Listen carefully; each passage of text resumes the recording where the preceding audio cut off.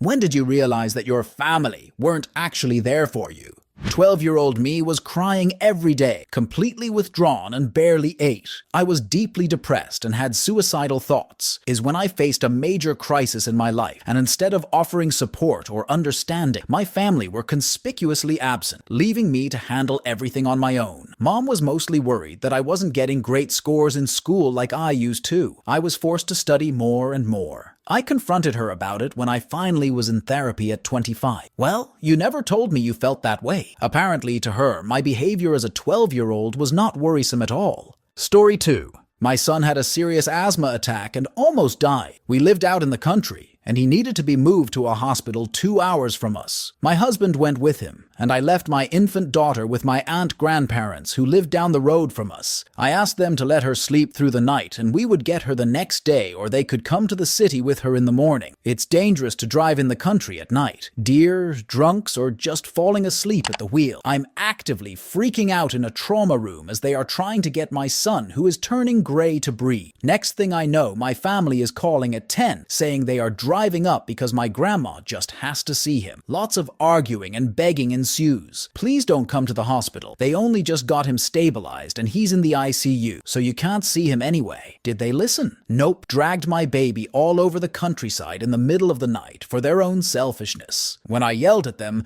my grandfather told me he'd cut me off financially. They had helped us out from time to time, but we weren't relying on them constantly. I told him that was fine since they thought it was more important to endanger my kid and not listen to me. They could keep their money. He was a bit taken aback. Seriously though, why make more stress when you don't have to? Story 3. I think I always knew, even back to toddlerhood, for various reasons. But when it really sunk in that I couldn't expect or count on them for anything was when my boyfriend died in high school and I couldn't even tell or talk to my mom. I was completely on my own. She would have blamed me somehow and made me feel worse. I was not at fault for his death, to be clear. He passed from cancer. My mom doesn't have much emotional awareness or empathy, likely has a PD per professional opinion, so change isn't likely. Dad beat me to passing out when I was much younger, so that was already out of the picture as well, unfortunately. He was an angry and violent man, etc. He almost killed me, and when I told my mom, who was already separated from him, about this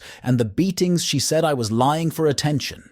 I don't feel anger or resentment towards them, but I do feel like I have this huge void in my life by never having received love and care from my family. In some ways, I have learned it's not always completely unreasonable to expect the absolute worst from specific people. I've always been very independent because of this, and I manage, but I feel like I was orphaned in a way even though they are still living. I wish I had parents so deeply, but I've accepted I cannot expect that. Sometimes I see loving families, and it makes me sad about what I missed out on, but then I think about it, and it makes me feel good and hopeful, shows that there is compassion out there. I don't want others to feel how I felt, so I think how wonderful that there are people who feel and receive such warmth, love, and support. That's how it should be, and I wish it was like that for every child and adult. We all deserve to be cared for, especially children. It's an amazing thing to be truly loved. I definitely don't take it for granted. I hope someday to make up for it by letting my future children know how loved and cared for they are. I will always have their back and do my best to keep them safe.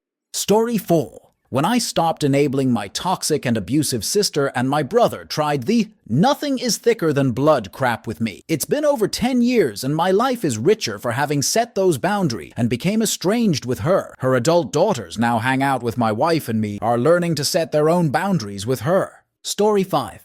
When my twins were born, 3.5 months premature, and spent the first 6 months of their lives in NICU. My parents came one time because the hospital had called and said my boy was probably not going to make it through the night. Spoiler alert, he did actually make it through that night, and 29 years since. My kids spent at least 3 Christmases and Thanksgivings in the hospital, and my family did not come a single time. One Thanksgiving, I was at the hospital all alone with my daughter, and I called my mom and dad to see if someone could bring me a plate at some point for Thanksgiving because all I had was vending food. My mom got pissed and said, "We're kind of busy right now." And I said I didn't mean right this minute. I just meant when everybody's done. She hung up on me. My dad showed up 2 hours later, shoved a plate in my hand, and left without a word. I still have a decent relationship with my parents after all this time, and I try to forgive, but I never am able to forget it. Story 6. I helped my sister and babysat for her for years, for free. I was single and used my 1 day off a week to help her because I love my nieces and nephews and knew she needed the help. Years later, her kids are mostly grown, and I have small kids now. And when I've asked her for help with babysitting, I get, "You decided to have kids. You deal with it." I really thought she was my best friend, but now that my life doesn't revolve around her, she's just gone.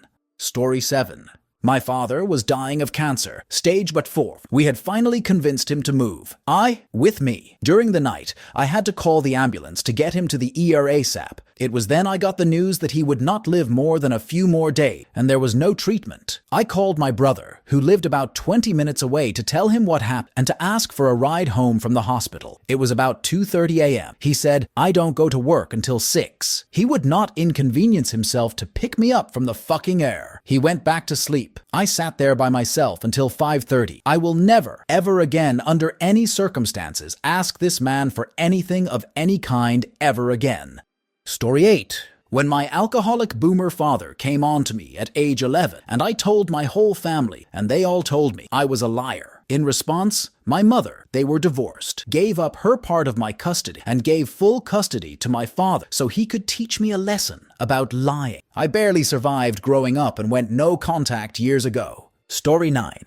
My first year out of college, I asked my dad for help for a down payment on a house because rents were insane. He basically said, "Just give me the money and let's use your good credit on an investment house I want to buy instead." He already burned his credit and looked at me as vehicle for his latest shitty scheme instead of helping provide his son with some housing stability. Bay Area rents weren't that far from today's rents, about $2,000 for a place in Santa Clara County in the year 2000 versus $2,800 today. I obviously passed, but knowing that I couldn't rely on anyone and the general dot-com bust and later the housing bust meant that jobs were extremely iffy, so I delayed my house purchase for like 10 years. Good news is that I own 3 properties. I rent out 2 right now, but those 2 are earmarked for both of my kids when they grow up. No way are my kids ever going to have to worry about paying for rent or worry if they ever lose their job. I know that pain.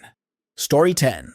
My mother tried her best, but she is emotionally immature and caused a lot of trauma for me growing up. I tried to address it with her once as a teenager and was largely dismissed. I was sobbing and told her that her actions made me hate myself. Nothing changed. 7 years and several months of therapy later, I tried to talk to her again. She asked me when I had brought it up before. That's when I knew that, intentionally or not, she didn't care and was only interested in her own feeling. Maintaining a relationship with her would only continue to hurt me. I still have her another few months before I officially cut contact, but that was the moment I knew it was coming.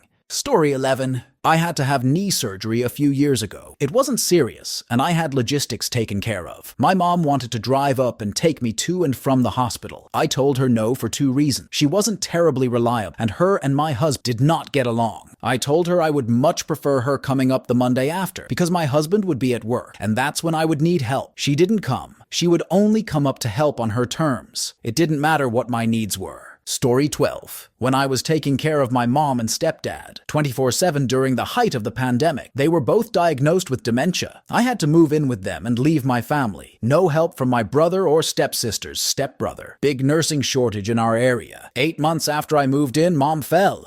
Found out she was misdiagnosed, and she actually had brain cancer. Too late to treat. Story 13. Several things. I wasn't coping as a single mum. Didn't have any support even though I had family who could help. Kept being told I shouldn't have had a kid then. Only got 1 visit the entire 2 weeks I was in the NICU with my baby, who was born very sick and could have died, despite the fact that they drive. Was told to handle it like a mum by my mother when something serious happened to my son, which also happened to me when I was little. Didn't get a single phone call or visit to find out how we were or anything. Not telling me someone has died 2 weeks after they're gone, and then being surprised when I turn up at the funeral because I had to contact the deceased's daughter to find out the details and get permission to attend because my own family didn't bother to inform me. I found out via FB of all places. Story 14.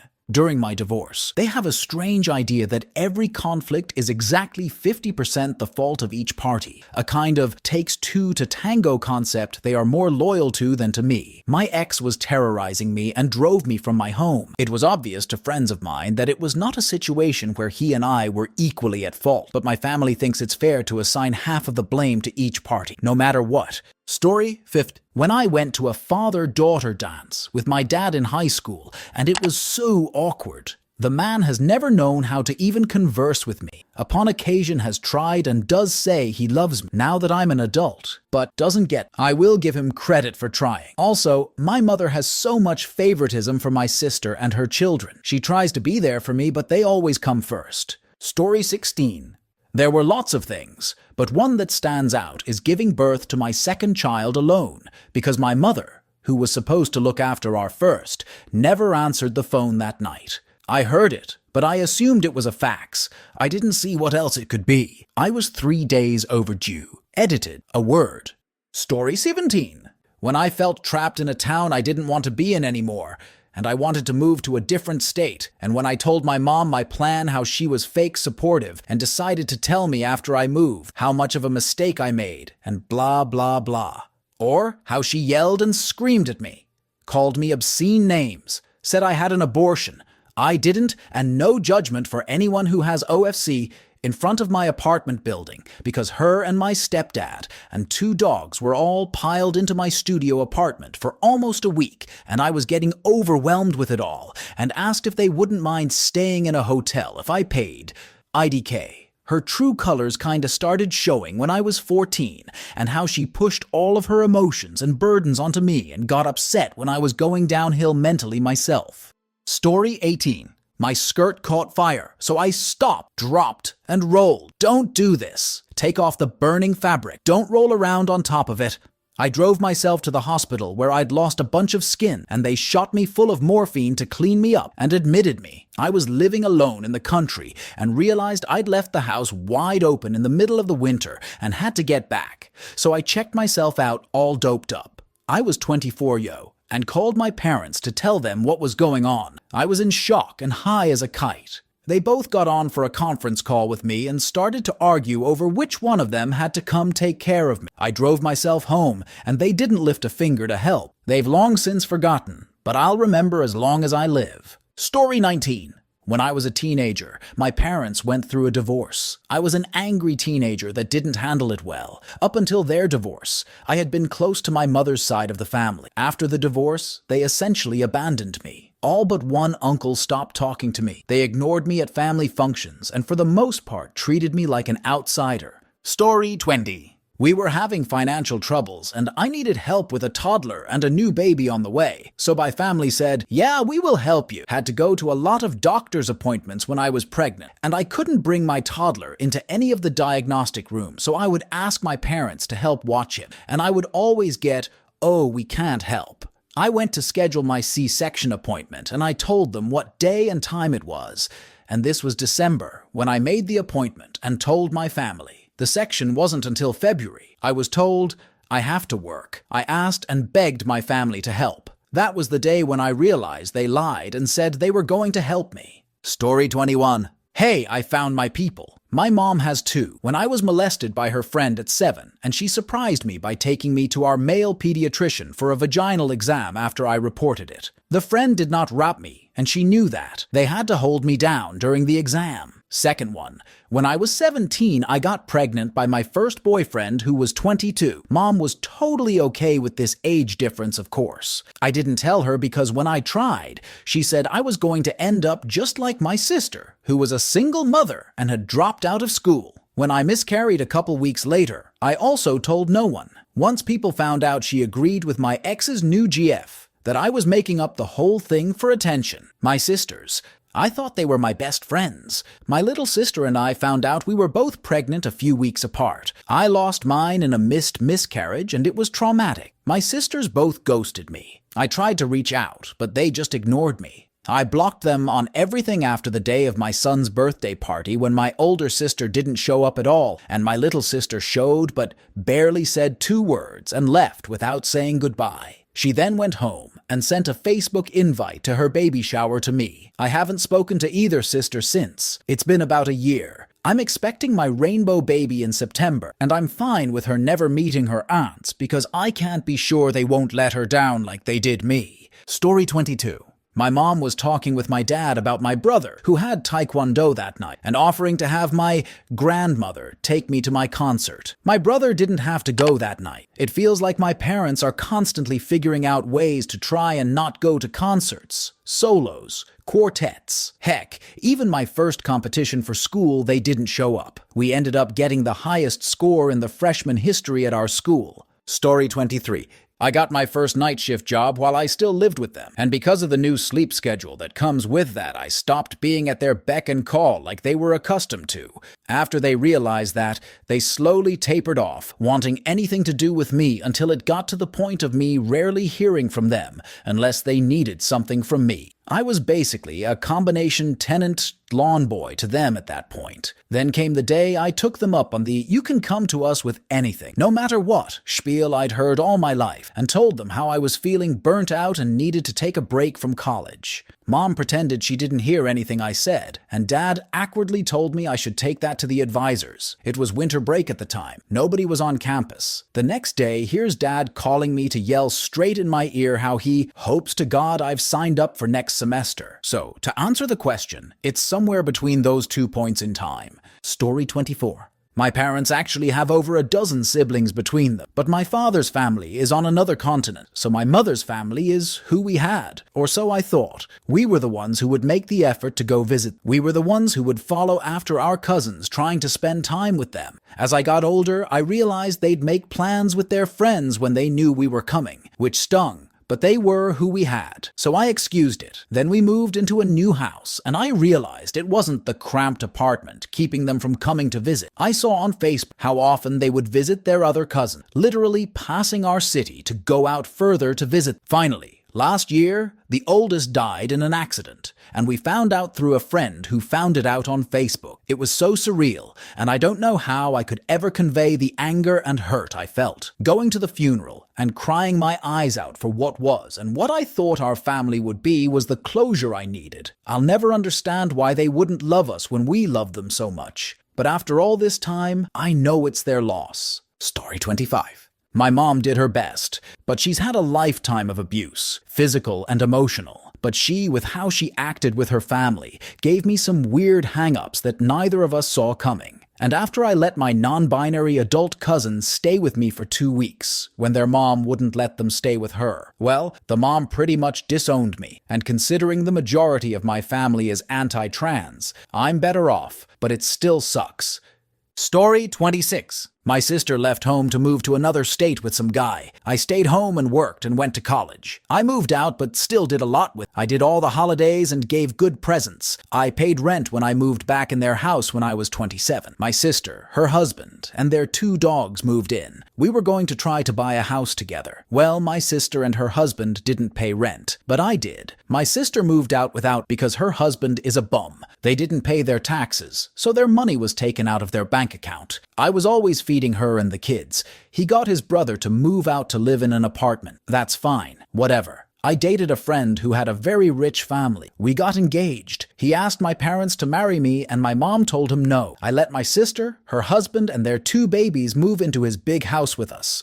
Totally rent-free. My ex probably figured after a few months that they were never going to move out and got mad at. He kicked us all out of the house. My mom babysit my sister's 2 babies for free all the time. Then after I met my husband and had my son, and my mom had lost her job, I paid her to babysit. She complained about things and argued with me about stupid topics all the time. So we found a different babysitter. My mom didn't come to one of my birthday parties at Olive Garden because we were going to eat pasta. I'm diabetic and can't eat much pasta, but they serve really good chicken and broccoli there. Oh well, we moved to another state. My mom said she will never come to see us, but they went to see my sister in another state last month. They can be taken care of by my sister and her crazy family when they get old. Story 27. When I was 7 and my mom lost custody, the court wanted to keep my brother and I in the family. My aunt in Georgia already had a little girl, so she happily took my brother in. Everyone else argued about where I was going to go. because no one wanted to take on the responsibility. I just turned 30 a couple days ago, and I'm still the odd one out. Sometimes I wish they threw me in the system